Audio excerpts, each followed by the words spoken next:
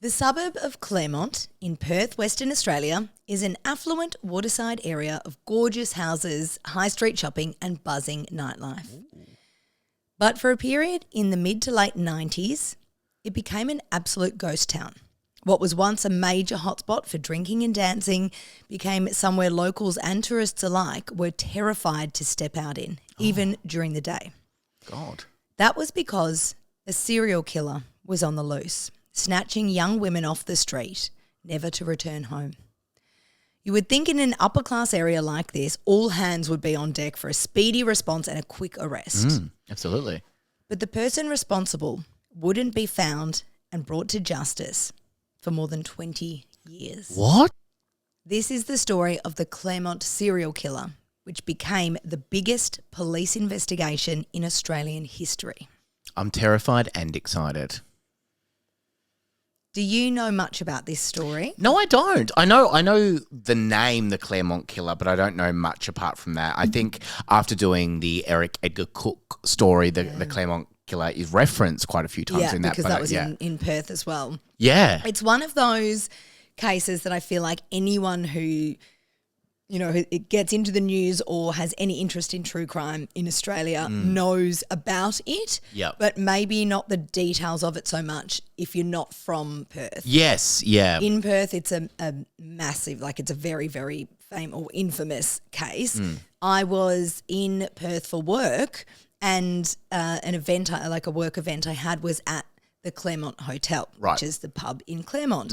And 5 different people said to me at different times during the event, Claremont's where, this is the area where the murders happened. What sort of place? It's a thing that people are still talking about all the time. So I was actually told that the Claremont Hotel was where the women had been, but that's actually when I've gone to research it. It wasn't that hotel. Right. So that's a bit of a wives' tale. But there are a few, it's a real hotspot for nighttime, clubbing, dancing, drinking. So there are a few big areas you go out at night. Claremont Hotel is one of them, but actually is not the one in the story. So has it become more of a hotspot now? Has it kind of got back to that? Yeah, absolutely. Yeah. It always has been, except for the period where people were scared to go out, and I will tell you all about it.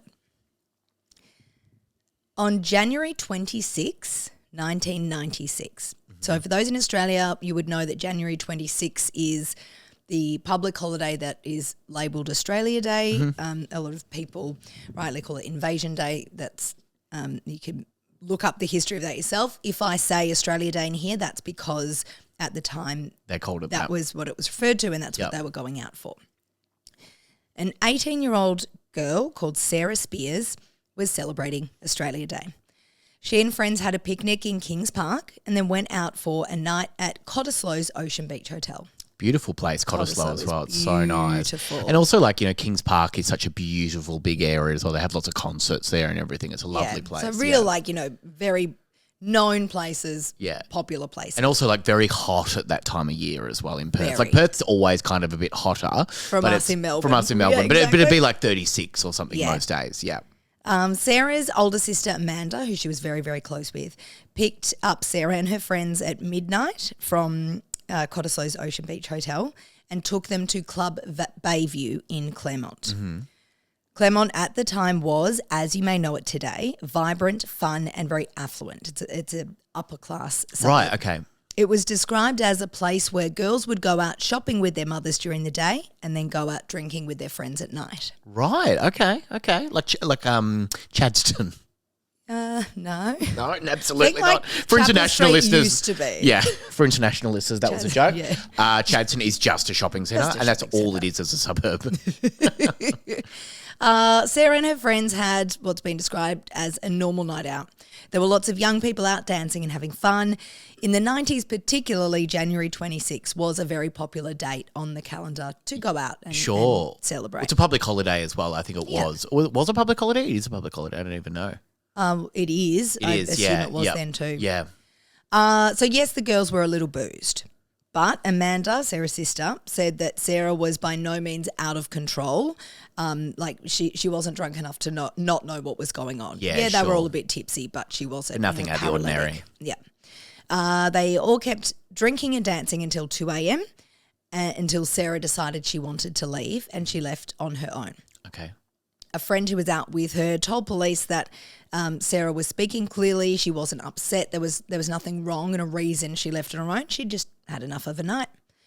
She went out onto the street and called a taxi from a phone booth about 500 metres down the road. Mm-hmm. Now, this was also something very normal back then. Yeah. There were no mobile phones. There weren't taxi ranks outside the pub, and there were certainly no Ubers. Yep.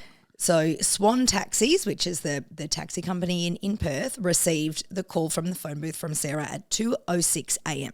Mm-hmm. She said she was heading to Mosman Park, which was a town nearby. It's not where she lived. She lived in South Perth, but she had boarded at school when she was younger, and she boarded in Mosman Park. Yep. So maybe she was going to see a friend from there. We don't know who she was going to see. She waited on the corner outside the phone booth, and multiple people witnessed her standing there waiting. Witnesses saw a light-coloured car pull up and stop. One witness said Sarah stood out because she was the only one standing on that part of the street at the time. Right, yeah. That late as well, like that. Well, that early in the morning. It's like, yeah. So she'd made the call at 2:06 a.m. At 2:09 a.m., the taxi arrived and she wasn't there. That's not a lot of time. 3 minutes, actually, if you do the maths. I didn't do the math, thank you. There's no CCTV of Sarah's final known whereabouts. The last sighting of her was talking to a bouncer at the at the club, a bouncer who she knew. So while she was leaving the Bayview Hotel, she was talking to this bouncer, and multiple people say that he saw her standing on Stirling Road waiting for a taxi, but there's no vision of this. At around 3 a.m, a woman who lived on a top-floor apartment in Mosman Park woke to what she called really, really loud, blood-curdling screaming. Oh, wow. She woke up her fiancé, who looked out the window and saw a light-coloured station wagon outside the phone booth. Mm-hmm. So not the phone booth Sarah had called from, a phone booth in Mosman Park where she was going, facing the wrong way on the road. He said he heard two car doors slam about 5 seconds apart and heard a car screaming off. Another witness, who also lived in this area, heard a high-pitched scream but didn't go to the window or go outside to investigate. This witness later told a court she wished she'd gone outside. Wow. Sarah was due at work on the morning of January 27, but she didn't show up. Later that day, she was meant to be seeing friends and she didn't show up there either. So her sister, Amanda, reported her missing. Sarah was treated as a missing person for 2 weeks before police started to think something more may have happened to her, and the homicide squad was put onto the case. Oh, wow. 2 weeks. Such a long time not to hear from her, and just everyone would be terrified. They were taking it seriously, but they were treating it as a missing person rather than thinking, maybe we need to start looking at foul play. Well, especially they didn't know who she was going to see in the first place or really knew what was going on. Yeah. And what they didn't know at this point was that Sarah was the first victim of a serial killer. Wow. On June 8, the same year, 1996, 23-year-old Jane Rimmer went out with a group of friends to multiple locations around Cottesloe and Claremont, much like Sarah Spears had done in January of the same year. This group of friends also went to the Ocean Beach Hotel in Cottesloe, then at 8 p.m. took a cab to the Continental Hotel in Claremont. Okay. CCTV from that hotel captured her with friends. She was drunk. She kind of looked intoxicated in the vision. She was holding on to others for balance and holding on to the wall and the banister as she walked downstairs. Yeah, sure. After a while at the Continental Hotel, they wanted to go to Club Bayview, but the line was too long to get in. So they all decided, we're just going to end the night here. Yeah. But Jane Rimmer said, no, I want to go back to the Continental. Okay. All the friends said, we're going to leave. And she said, that's okay. I'm going to go back to the Continental. Myself. Right. At 12:04 a.m, she was seen on CCTV waiting outside the Continental, leaning on a lamppost for about 10 minutes. She kept checking her watch and looking around. A man is seen going to speak to her, and she seems happy to see him. They seem to be sharing jokes. She's smiling and laughing and talking. On the CCTV, the man is only seen from behind. Okay, you can't get a visual of his face. Now, this Club Bayview had 4 CCTV cameras to point out onto the street. And each of the cameras cycles between what is captured is each of the 4 cameras for 13 seconds each. So we'll go like camera 1 for 13 seconds, then camera 2 for 13 seconds, 3, and then 4. Yep. Meaning each camera angle is out of view for about 40 seconds before it's shown again. Okay, right. So Sarah is seen speaking to this man. Then in the next 39 seconds until the camera comes back to that angle, Sarah and the man weren't in view anymore. Right, okay. A husband and wife named Kenneth and Cheryl Mitchell lived on Johnson Road in a suburb called Wellard, which is about... Very, Australian name as well, Kenneth and Cheryl. Is it a Ken and Shez? Yeah. Absolutely. So Wellard is still about a 35-minute drive from Claremont. Okay, yep. This couple woke to screams in the early hours of June 9. Kenneth later said, quote, "I couldn't call it squealing, but certainly a very high-pitched dramatic noise that seemed to be from a female. He also heard the words, 'Leave me alone, let me out of here.'" Wow. He jumped out of bed and saw headlights from a car. Then he said the scream dissipated into silence, which he described as frightening. Yeah. And then he saw the car quickly drive away. He would later tell a court he'd never heard a scream of that magnitude in his life. Cheryl, his wife, said, "Without being melodramatic, it was blood-curdling. And when it ended, the night was silent."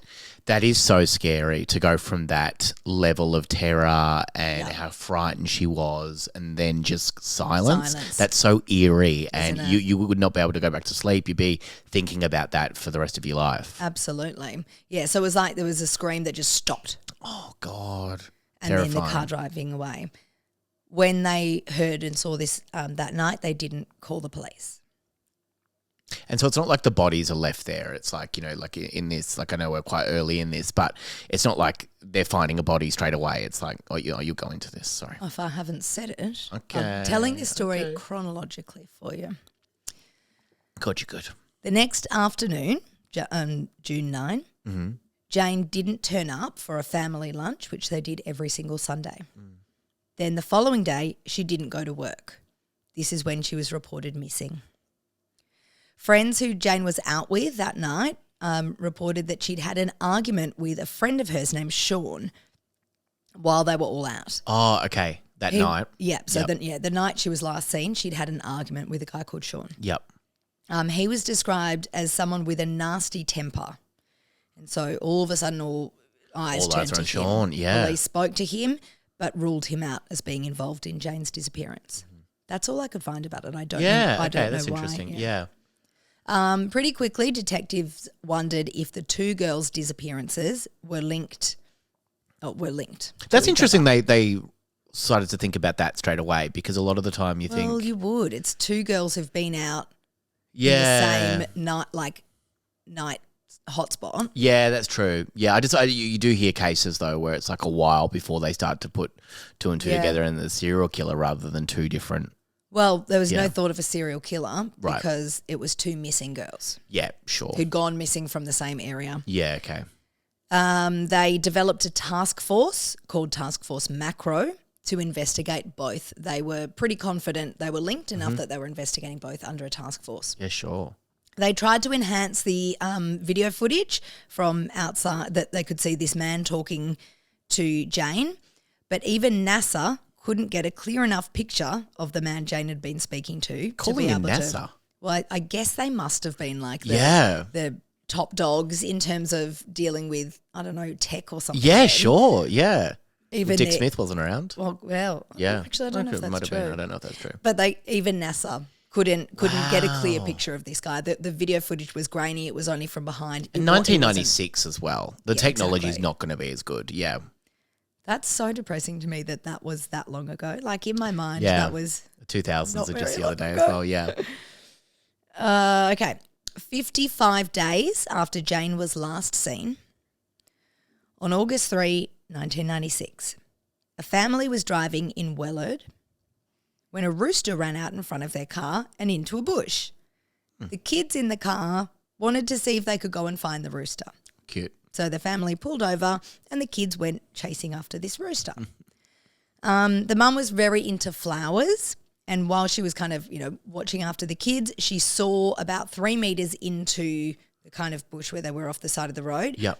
What she described as the largest death lily she'd ever seen.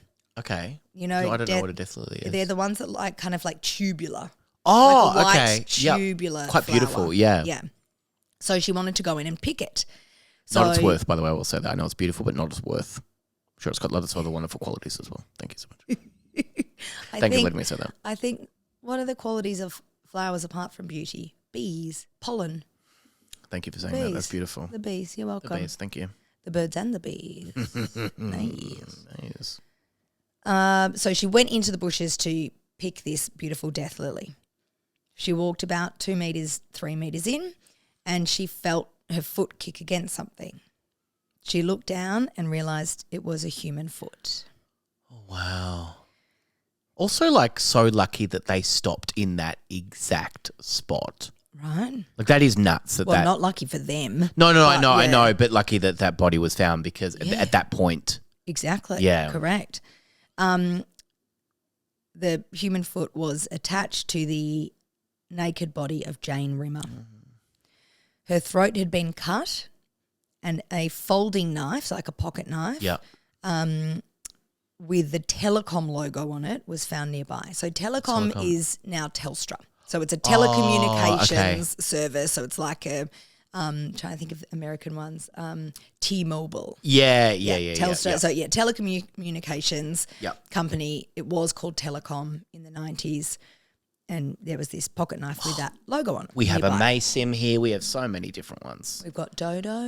My neighbour, old neighbour Robin, who is one of, like, kind of like I was her baby reindeer. That's the only way I can describe there Robin. are lots of Robin There's stories. lots of stories, but she once told me that a Maysim with the and it's like a very low level. It's very. I just need to say, I need to defend you here. You said you were her baby reindeer. Oh. I think she was in your life. Oh, sorry. She then that's was true. a bit like the lady from Baby Reindeer. She was the lady from Baby. Do that to her. No. But she I do want to do a stand-up show about her at some point. But she had the most insane stories of all time, and one of them was that a Maysim called her, the telecommunications company called her to say that she was such a valued customer that they were going to offer her like a year for free. What? And she wasn't, and then she goes, and I wasn't even a Maysim customer. I don't know how they found me. And I was like, well, that's not that's not true. They don't just call you and say you're a valued customer. I think they got the wrong number. And she goes, no, they said that about me. And I started singing to her, you were amazing. And she did not get it. She didn't like it. And then she just goes, yeah, I've just got a year for free. And I'm like, and they go, she goes, and they called me Debbie, not even my name. No, she didn't. Yeah. No, she didn't. I'm starting to think if you were singing to her, maybe you'd Baby Reindeered her a bit as well. Yeah. I've got to get my terms right. If I'm going to do a whole show about it, I need to get the Baby Reindeer term correct. You do. Yeah. Listeners, we'll throw out some more Robin stories. Oh, absolutely. There are so many. But this is back to changing tack, to very serious. The Telecom pocket knife was found near Jane Rimmer's body. A post-mortem found that Jane was missing a bone in her neck. Oh, right. They couldn't. So her throat was slit and a bone is missing. Yeah, so I don't know what the missing bone in the neck kind of showed. Yeah. Whether that was from like a head trauma or from the throat being slit. She had been it was 55 days after her disappearance, so she was quite badly decomposed. Yeah.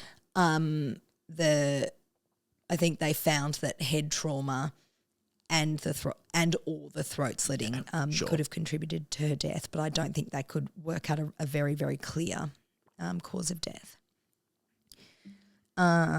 Okay. After this, people became very, very scared to go out in Claremont. Definitely at night time, but kind of even like during the day, it was just a place that had a really bad name to it all of a sudden. Yeah. So people stopped going out there a lot. But then a few months went by and nothing else happened.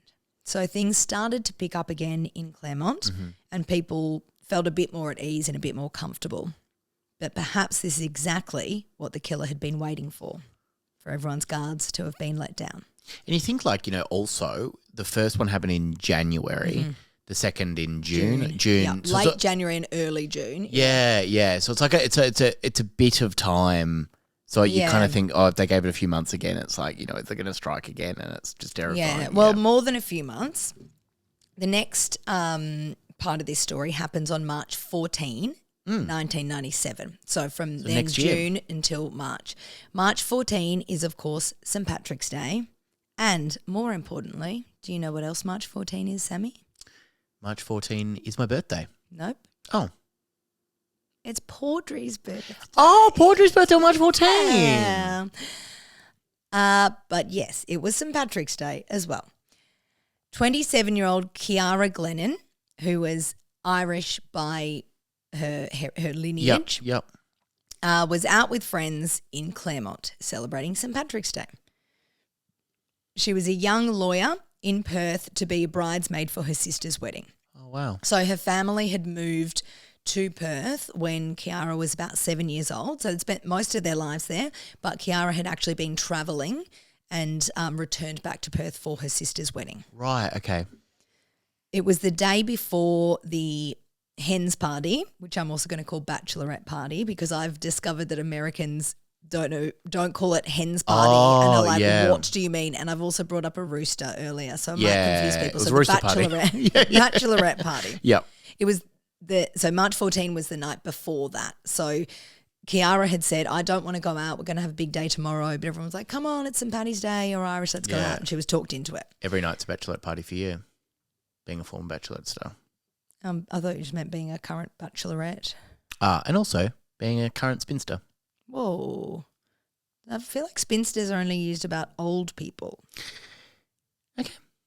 Oh, my God. I'll have an existential crisis after I finish this story. So the group went to the Continental Hotel at around 11:30 p.m. Then just after midnight, Kiara decided to head home. So they went out to a couple of places, got to the Continental 11:30, and after about 35 minutes, she was like, okay, I'm done. I'll have enough. Yep. So she left on her own. Multiple people waiting at a bus stop saw her walking towards the Stirling Highway before a light-coloured car pulled up alongside her. Okay.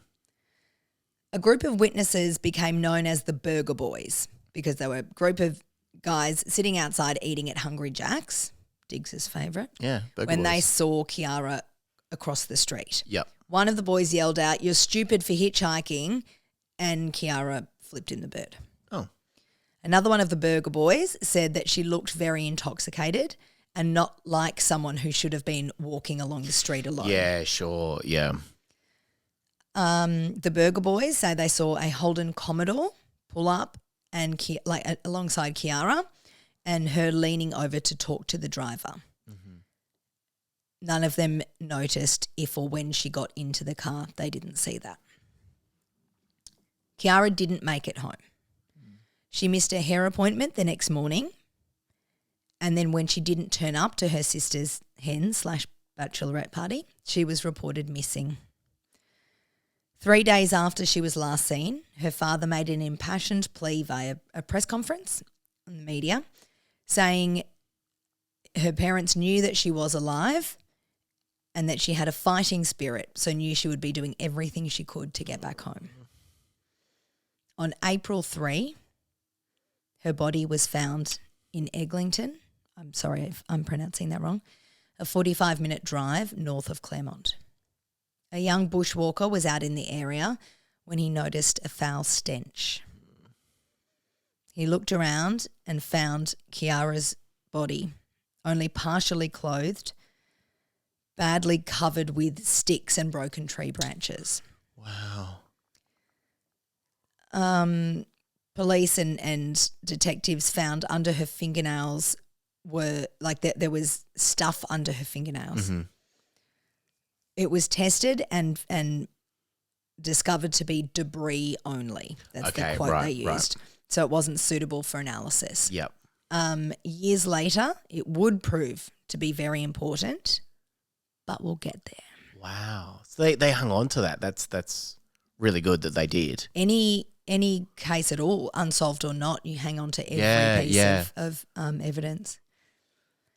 The discovery of Kiara's body made police realise their worst fears. Claremont was dealing with a serial killer. A $250,000 award was offered, the largest ever offered in the state at that time. In Australia, the rewards are quite big for any missing person information. Yeah. Yeah. And it's I don't know the facts around this. I could look it up and find out, but there's for whatever the crime would be, is a different level of what the reward is. Yeah, yes. Right. Yeah. And the reward isn't just like, for a tip-off. It's information that directly leads to relevant information. Yeah, you don't just go in, and I imagine you get a lot of annoying red herrings as well in that time. Absolutely. Police came up with a theory or a hypothesis. Nice. Remember our... Yes. There we go. I'm sorry, I'm stitching you up. I'm sorry, I don't remember your name, but the beautiful girl who emailed I thought you were talking to me just then. No, you. Sorry, I don't remember your name. No, one of our listeners wrote in and said, my boyfriend's so annoying. He always says, not a theory, it's a hypothesis. Yes. So police came up with a hypothesis that whoever this was snatching the girls off the street could very well have been a taxi driver. Yeah, sure. And also like around that late at night as well, or early in the morning. It's like that makes total sense. Yeah. And what kind of car wouldn't elicit suspicion or anything? A taxi. Of course they're driving around. A light-coloured car? Yeah, makes sense. Of course they're picking up people late at night outside bars and hotels and stuff, and no one would think that was odd. That's right. Also because all three women were last seen in circumstances where they may have been looking for a taxi. Yeah, they're intoxicated. They're trying to, yep. And leaving on their own. Yep. Sarah, as we know, had called for a taxi. So maybe one had turned up with a dodgy driver before. So we know that the taxi that was assigned to her arrived 3 minutes after the call, but maybe another one had arrived in the meantime. She got in and this person had, taken her. Of course, yeah. Or maybe she had had a bit too much to drink that when a car pulled up, she'd got in not realising it wasn't a taxi. Yeah. Police went really hard on this taxi driver hypothesis. They called every registered taxi driver in Perth. Wow. More than 3,000 were fingerprinted. That might be in all of WA actually. Yeah. More than 3,000 were fingerprinted and DNA tested, which showed up nothing. Yeah. So they then went to unlicensed drivers and ended up changing the laws and regulations around drivers as a result of this. Yeah. They found how many unregistered drivers were kind of claiming to be taxis. Like when you're at the airport and the men come up and go, you want a taxi? And like they're not actually from a taxi company. I'm guessing it's like that kind of thing. And like UK, like you've got a lot of the black mini cabs as well, and the mini cabs in general that have like unregistered drivers that pick people up. Yes. Yeah, it's a very scary thing to do. Yeah. And I think the regulations would have changed with taxis, but then also later with Uber that the name of the person, you can track it and everything as well. Yeah. Well, in WA, certainly this led to a big change in how taxis and taxi drivers were registered. In Australia as well, we had this quite amazing thing that happened, and I think probably the best outcome of social media was a thing called Your Taxi in Australia, where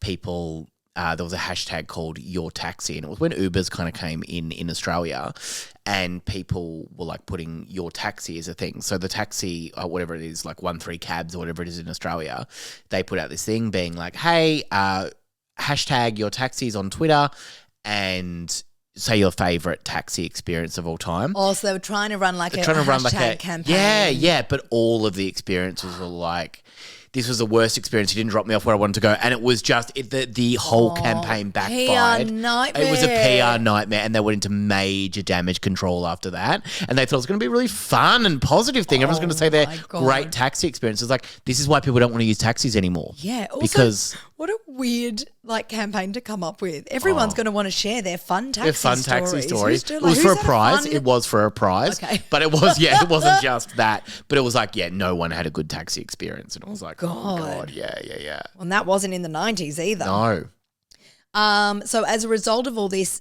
testing and getting all the drivers in, 78 taxi operators were actually found to have criminal records. Oh, wow. And then subsequently lost their licenses.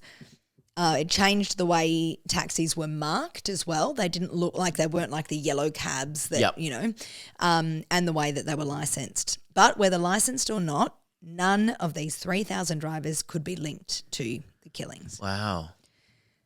The Continental and Club Bayview and other venues in the area changed their camera equipment, and even taxi ranks were put right out the front of the popular venues. Right, yeah. So people didn't have to walk down the street to wait for a cab. But none of this helped in the investigation, nor did it help in Claremont, being a place that people wanted to go out in. The co-owner of the Continental Hotel told their local newspaper at the time it devastated the whole town. It turned into an absolute ghost town even during the day. Wow. People just didn't want to be anywhere near that place. This one terrifying person doing awful things that just completely changed the place. As it would and also should, because, people are doing what they could to protect themselves. Yeah, not going out, not doing anything, So now we will move on to suspects. Mm-hmm. Police started hearing about a man that was seen driving around Claremont and Cottesloe late at night and seen stopping and speaking to young women who were on their own. Right. They started looking out and surveilling this person, who was a 41-year-old man named Lance Williams. Mm-hmm. Police started running undercover operations and one night sent out an undercover young female police officer who, while walking down the road, was offered a lift by Lance Williams. Wow. He was taken into custody and questioned for more than 12 hours with no lawyer present. He swore black and blue that he had nothing to do with the murders. He said, in fact, the reason he was driving around the area and offering people lifts was because of the murders. Right, okay. He was worried about women who were walking alone and he wanted to make sure they were safe. Okay. He was seen by a lot of people on numerous nights doing literal laps of Claremont slowly in his light-coloured car. Okay. His house was searched, but they couldn't find any evidence in it. The backyard was dug up. It was searched multiple times. His mother was questioned. Mm-hmm. He was interrogated, but nothing physical came up. He was named publicly as the main person of interest. Wow, okay. There was obviously a huge media frenzy. He was being followed and hounded at all times by media. If police name someone as a person of interest, that means they know it's them and they're just trying to find something. So there was an absolute media frenzy about this. Yet they couldn't find any evidence. They continued surveilling him 24/7 for 2 years. Wow, 2 years. And he remained a person of interest for long after that. Wow. Police continued on with their main focus very much being on Lance Williams, but they did keep looking elsewhere just in case. Actually, over the years, he was interviewed by police a total of 6 times. And like I said, was his house was bugged, his workplace was bugged, and he was constantly watched for years and years. Another person of interest, another potential suspect that came to police's attention was a taxi driver.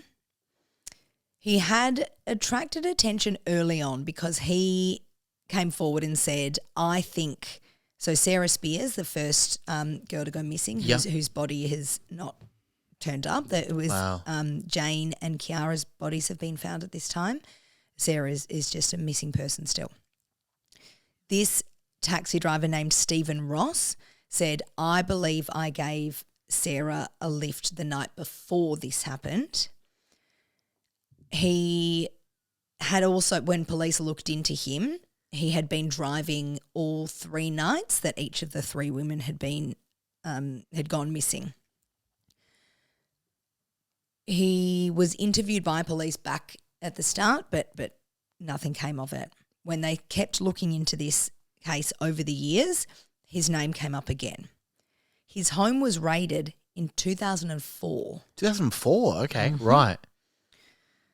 And his taxi was seized for forensic analysis. So was that 8 years later than she went missing? Was that Sarah, 1996? Yes. And then, wow. Yep.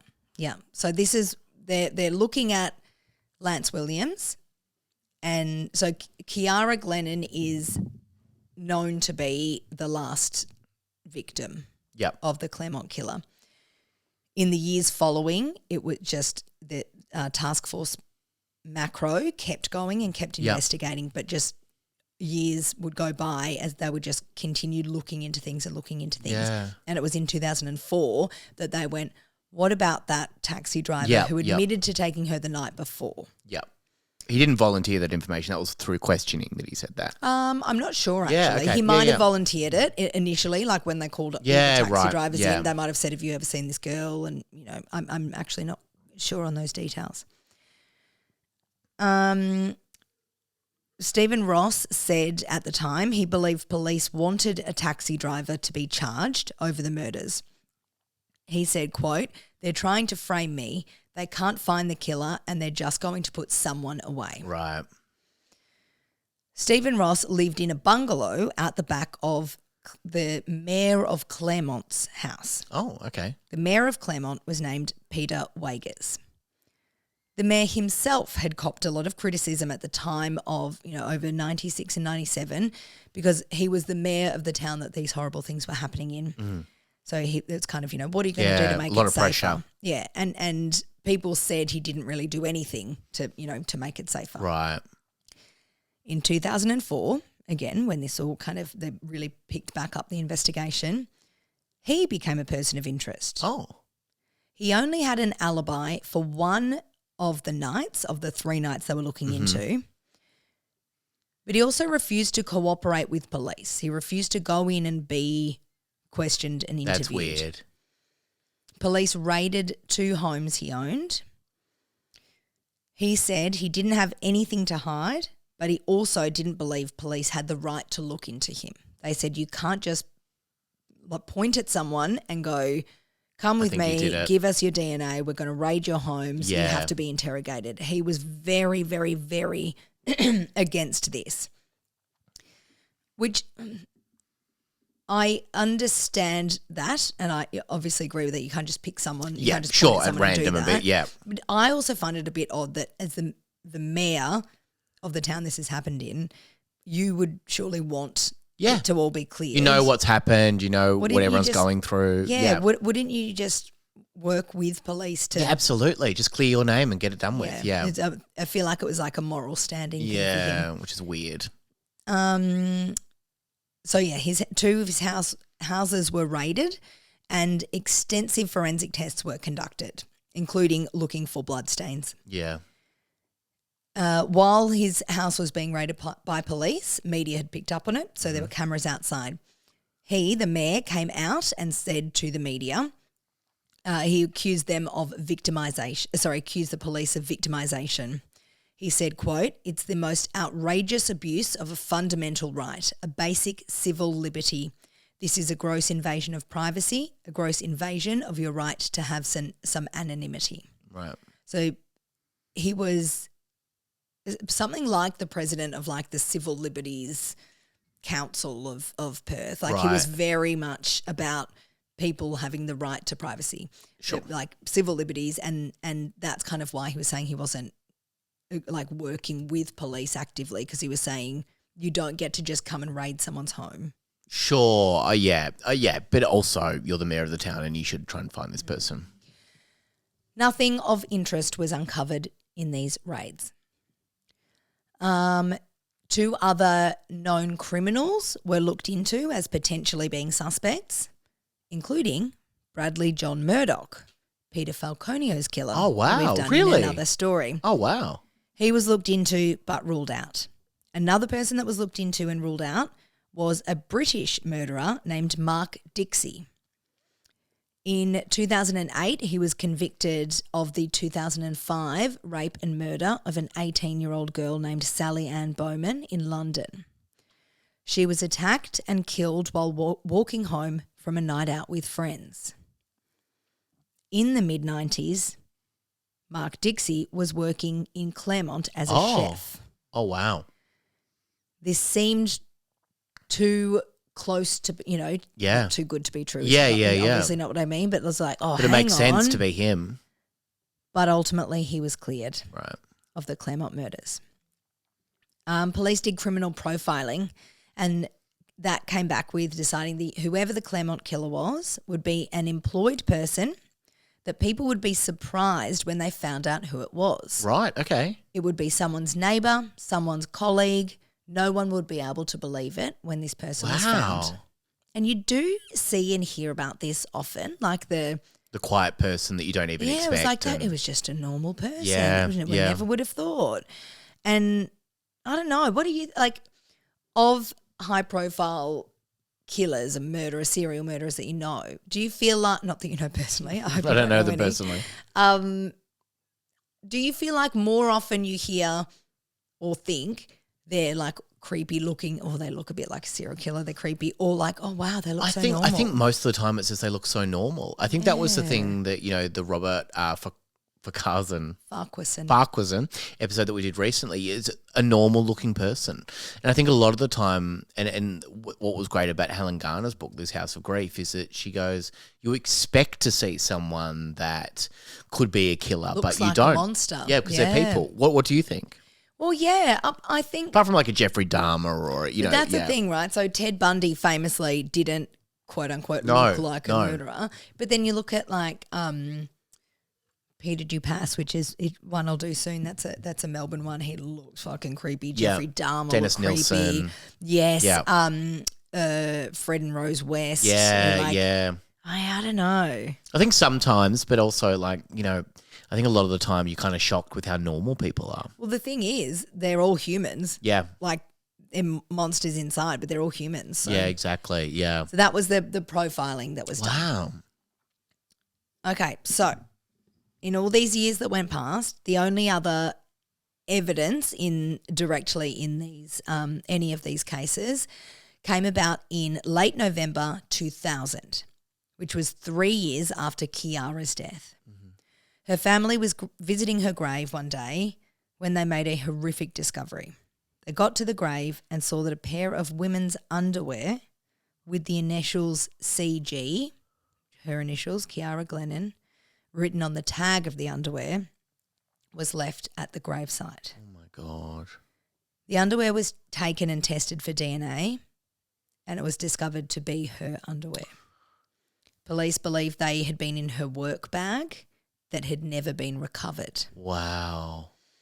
So they've thought whoever this killer is now taunting us and or taunting her family. They've gone to her grave and put the pair of underwear there. Oh, my God. Police set up cameras at her grave, but the killer never returned.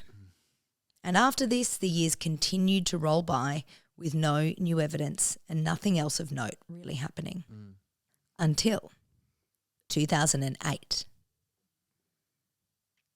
And that's where I'm going to leave us. Oh, my God. Week. That's a bit of sizzle right there. There is still so much to go in this story, and I don't want to overwhelm everyone with too much. And I also feel really powerful leaving you on a cliffhanger. Okay, Georgia. Have we heard the killer's name yet? Is it one of the suspects? Is it going to be someone else entirely? Wow. I have no idea. Because obviously 2008, it's such a long time after. Yeah. Such a long time after to actually find out some new information. And was Macro continuing during all of that time? Yeah, so but it went scaled from down being, probably. Yeah, Macro, exactly. Scaled down. Micro. Very Funny good. stuff. I think that 2004 it must have been like reopened as a cold case or something because there seemed to have been a few things that more suspects came to the fore. To the 2004. Nice.